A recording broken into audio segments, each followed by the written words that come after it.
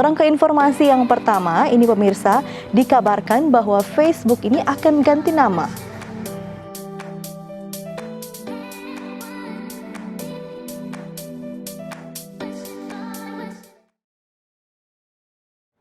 Untuk menuju sebagai perusahaan metaverse, Facebook berencana berganti namanya, yang hingga kini masih dirahasiakan nama baru dari Facebook. Namun terdapat beberapa spekulasi nama baru Facebook yang berhubungan dengan Horizon. Hal ini ditandai dengan nama versi VR Facebook meets Roblox yang masih belum dirilis.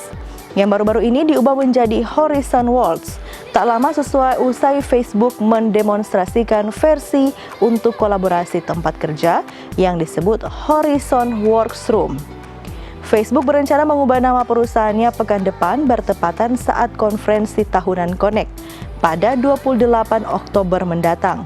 Langkah ini diambil Facebook untuk fokus sebagai perusahaan metaverse. Artinya, Facebook tidak sekedar sebagai media sosial, tapi berubah dalam teknologi sosial yang paling mutakhir, di mana orang-orang dapat bekerja, bermain, bersosialisasi dalam realitas digital.